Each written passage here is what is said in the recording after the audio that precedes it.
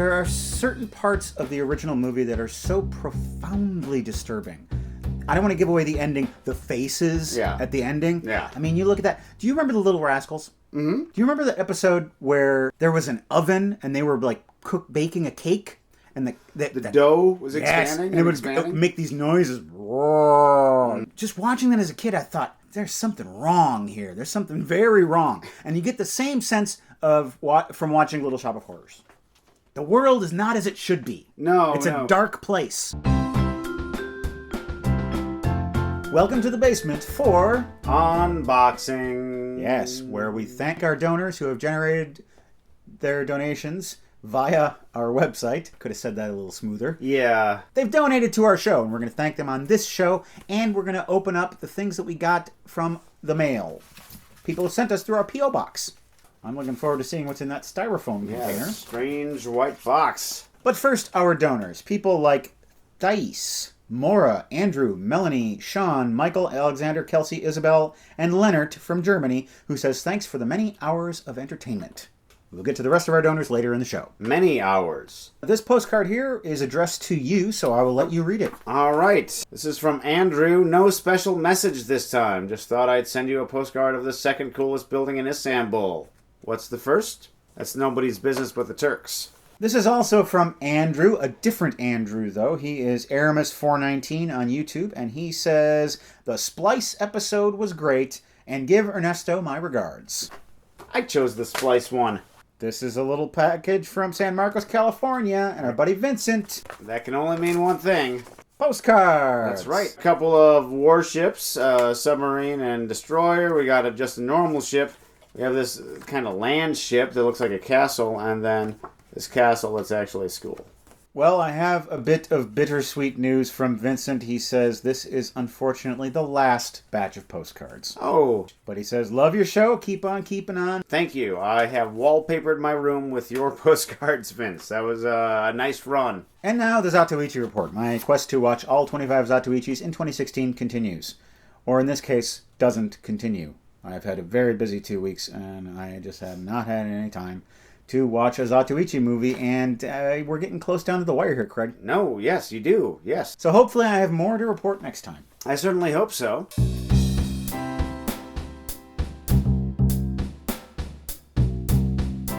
He is really putting out a When Doves Cry vibe here. Yep. Maybe I'm just like my father, too bold. Prince watched this movie and took notes. I will now juice this bird and make a tasty smoothie. That is a frightfully ugly suit, even by 1973 standards. Mama Walde.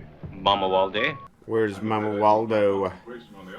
There he is. He says, okay, I'm going to call it a night. Bye. And then he sneaks back in the house. That would be an interesting game to play at a party. You leave the party and just tell a few people you're leaving. And then you sneak back into the party and you try and avoid them as long as you can.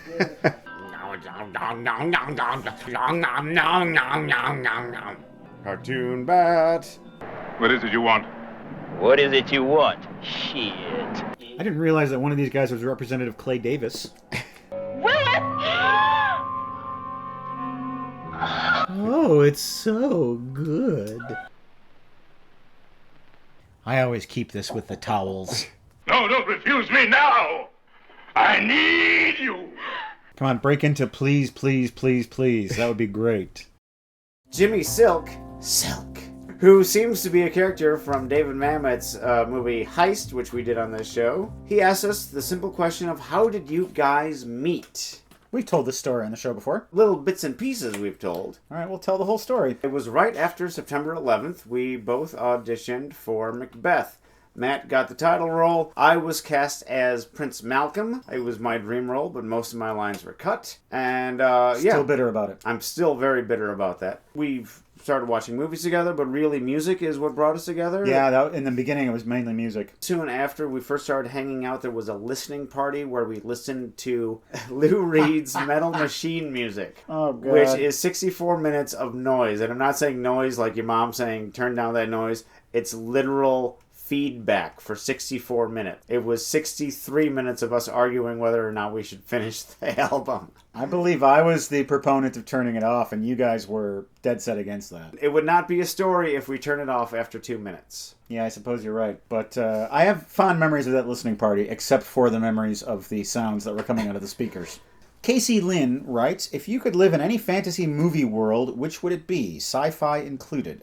I would have to pick the afterlife of the Robin Williams film, What Dreams May Come, because it's basically heaven. You get to be reunited with all your old buddies and all your old pets. There's a library that you get to float around in, and there's still the possibility of adventure. There was a time in my life when I would have said Hitchhiker's Guide to the Galaxy, but now when I think about it, I remember that contingent on that, the Earth would have to be destroyed. Oh, yeah. Which I don't really want. I wouldn't mind the His Dark Materials world, the Golden Compass world, just so I can see what animal my soul would be. Granted, it's a religious autocracy. It's like saying, I want to live in Middle Earth, as long as I get to live in the Shire. Yeah. You know, I don't want to go to that Mordor place. No, not A lot of people send me records through the P.O. Box, and I'm going to review a couple of them right now. First off, we've got Bags Groove. This is by the Modern Jazz Giants. Real boppy stuff. I always like new jazz to come my way because I never seek it out myself.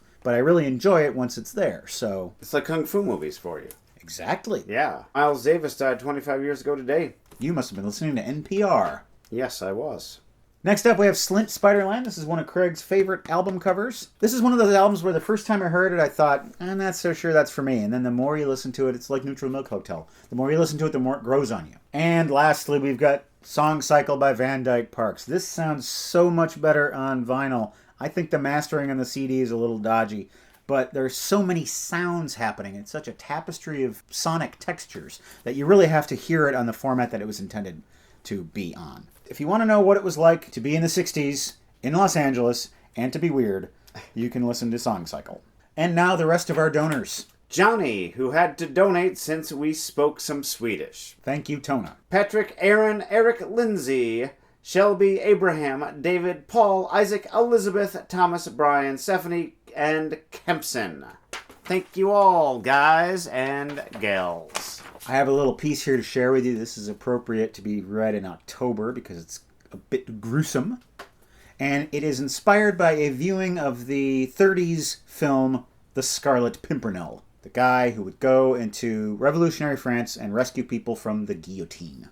It is called Scarlet and Scarlet. The guillotine opens its hungry mouth to swallow more justice. The worst part is that they don't clean the blade. The gore builds up, the plaque of horror, the red teeth of revolution, 10,000 hells. They seek him here, they seek him there, those Frenchies seek him everywhere. The red avenging flower snatches necks and heads and eyes and noses and voices and souls from the red mouth. Is he in heaven, is he in hell, that damned elusive Pimpernel? Murder knows no nation, and tyranny knows no class. It's all the same lace sleeves and crap, and we will never learn how to actually live with each other. The times back then, they just didn't know about hygiene. You're going to get an infection if you have your head chopped off by an old blade that hasn't been washed at all. It's just not good. Yeah.